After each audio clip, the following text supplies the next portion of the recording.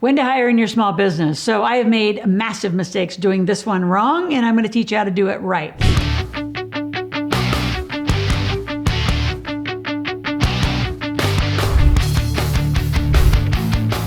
So specifically, I want to talk about when is the right time to hire. I'm going to be sharing my experiences and what my thoughts are on that versus what the bathroom wall of the internet says about that. Number two, hiring for success. Like, how do you know your business is ready? And you're going to be shocked at my answer. It's today because there's not enough of you to do everything. And then number three, we're going to talk about scaling your small business with the right team. See, there's this interesting thing that happens with an entrepreneur. When you're the starter upper, right? You're the true entrepreneur. The sustainability of the company usually needs to go to a different team, a management team who knows how to operate and manages the day-to-day tasks and make sure that you stay in revenue. So who you hire in the beginning, I guarantee is going to be different than who you hire once you actually have more department structured company. So let's begin. When's the right time to hire? And again, I said now. Because the biggest mistake that I made is I actually tried to do it all. And I'd love for you guys to all put in the comments right now, how many of you are doing it all by yourself? So you're not only a solopreneur because you're not incorporated, right? You're a solopreneur, meaning you're doing all the tasks. So let's just get to the tasks and the departments, which I'm going to speak to as we continue this conversation today, is there are departments in a company. So let's just break it down for those of you that are just, I'm going to do it all myself. Well, you might be like good at the thing you're selling, but are you good at marketing? That's the first thing you got to do is you got to go out and get leads. You got to put them in the right database. You got to put them in the right CRM, the right automated campaigns and sequences to get a lead. Then you got to sell that lead as fast as you can. So sales is number two. Then you have to manage cash flow, which is accounting. Then you do your fulfillment. So notice you're going to market, sell, get cash, then do the work that you quit your job to do because you're amazing at the engineering or the nursing or the thing, your graphics or whatever you're good at. You have three big entrepreneurial skills that you've got to put in front of it. So when do you hire? Right there. I don't even need to go to the rest of it. Well, actually, the one other department is technology. If you're not that great at technology, you have to hire it. You can't stumble around with one of these old guys, right? This is an old Rolodex. You can tell it's like my real one when it was in the Chevron days. The real one, this is the 1980s version of pre-computers, pre-CRMs, pre-all of those things. So can't do that anymore. You've got to have that done. I'm going to give you a link at the end that we will give you the most high value software stack you will ever see. And actually, if you had one investment, I would say do this first because it's going to be like hiring your first two people in marketing and sales and cash flow. All right. So I'm going to give you that link at the end. That'll just like give you two more people to work with you immediately. When do you hire? Now? Because you've got to look at your skill set. So let's break that down. Who do I hire? What do I hire? So I was a single mom. The first person I hired was actually a nanny, and then she became what's called home services because you can't deduct a nanny, but you can deduct home services, and she did. She helped manage my household, meals, food prep, all of it. She helped manage all of it with my son while I was out running a company making money.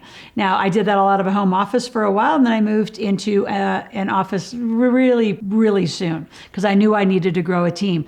A lot of you, though, you had to hire your opposite skill set. So whatever you're good at, like I'm good at three things, right? Doesn't matter what those things are. I hire everything else. And I'm not great at tech. I don't want to learn it. So I don't. See, I'm going to teach you as you build and really work and stay on my channel with me. So you might as well just subscribe right now, click the notification button and be here every day. Because I'm going to teach you how to be a great entrepreneur, a long-standing entrepreneur. I've been doing this for decades. And I can tell you hiring and scaling a team is one of the most critical things that you do. And so you strengthen your strengths. Right? So I strengthened my strengths and I hired my weaknesses. I'm also going to teach you to have a procrastination-free day. The only reason you procrastinate is because you don't know what to do or you don't want to do it. There's a lot of stuff I know how to do. My team knows now over those years. They know I kind of know how to do it or I might really know how to do it. I don't want to. But it needs to get done. So I think for a lot of you, you've got to realize what does it take to run a company? Again, back to the departments, marketing, it takes sales, it takes cash flow, it takes really great fulfillment. Our choice is to be a really high touch organization, which means when you work with us, you get my cell phone number, my real one. So how do you do all this? So document on it. This is really your activity right now. Document on a journal. What are you really good at? What do you like to do? What are you going to get you up every day? I'm going to go do this. And what do you need to hire? A lot of you need to hire accounting. You need to hire bookkeepers. You need to hire schedulers. So my order of hiring was to get home support first. So then I was freed up to go do right, and make money for me and my family. And then I added a person. So number two, I would say, is a scheduler, somebody to schedule and manage your calendar and appointments. So you're not reacting all day to email, text, phone calls, all of that. They're doing that while you are actually generating the cash. So as an entrepreneur, you have to have a generative energy. So your hire, home support, all of you, including you women. And then number 2 is a scheduler. And if you don't have, like, you're really, really no budget at all, no money, then I would hire a scheduler and start making sales, right? A scheduler is going to book your calendar so you can do sales calls. And you can then, once you sell something, you then have fulfillment. So in the beginning, if it's just you should be selling and fulfilling. That's it. Right? This marketing system I'm going to show you will actually help you generate all the leads and be like 2 virtual assistants, and then you can have home support. But you got to have that scheduler. You can use Calendly links and all of those things, but again, you're showing up to a call without any knowledge of what the client wants. So again, I'm telling you, I worked with hundreds of thousands of people, and those are the exact people. When they hire them in the right time, most of them would say they get 20 to 40% efficiency back in their day. So what are you good at? What are you going to hire? And start hiring it right away. Those of you who say, well, I have to have a bookkeeper, there's no money to count. It's such small dollars, who cares? Well, bookkeepers can catch you up later. Getting setters, a calendar, like, you got to generate money. Those are more important people. Marketing salespeople are the first people to hire, in addition to home support. You get an account later. They can clean you up. They're all tracking, even QuickBooks, it's all historical knowledge. It's not forward-facing knowledge. So do those later. There's no money to count. So number 2, let's talk about hiring for success. How do you hire? Well, we put ads in Craigslist, Facebook, typical papers, local. You can use Indeed. We've used that before. You can use any of those sites. So first of all, you need to hire a personality not like yours. So I'm going to get to the personality side of hiring. A lot of you like to hire in your like kind.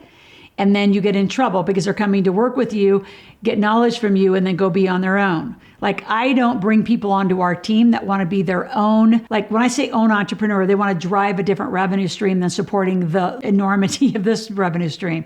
So the reason we've gotten so wide is because I let people come and do their magic inside of here. So they get to be who they are. They get to be the great marketers. They get to be great salespeople. They get to do their jam, and I get to do mine. And together we make a great team. A lot of you make mistakes by hiring somebody just like you. They want to be the entrepreneur just like you. I'll talk about chiropractors. I don't know how many chiropractors have had their practice ripped off, or dentists, or whatever, your personal trainers, you name it. If you hire somebody like you who wants their own shop, their own business, their own books, I'll go backwards. I'll tell a little story, a little history. I'll tell a little history here. Rich Dad, Poor Dad.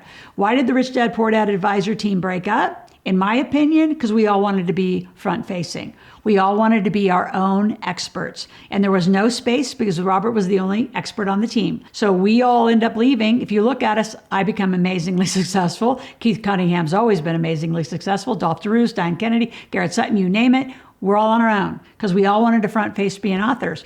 So you say, well, how does somebody be an author in yours? Be one. Like, how can you contribute to this enormity of this organization? So I'm not the only person that needs to be up here with my expertise front facing. You need to decide that I can guarantee the success of long-term team building will be you and who you're bringing on that team. And it's usually, like, for me, it's an analyst. It's the person that is the opposite skill set of me. Now, I have analyzing skills, but I like this. So I need someone on the other side to say, slow down. Review your topics, review your copy, review. So those are not my fun people. But you have to have that opposite energy of you. So some people hire, and I used to do this way back in the day. I did Myers-Briggs, I did the Colby assessments, I did all those personality assessments to make sure I wasn't hiring somebody like me, because I didn't need to watch what just happened with the Rich Dad, Poor Dad advisor team. It all fell apart. I didn't need that to fall apart. I needed to hire differently. Now, once you get the rhythm of who to hire and not hire, you're going to know immediately, right? You're going to know and say, oh, they're too much like me. They want to be like, they're going to run their own brand. That's probably a good distinction.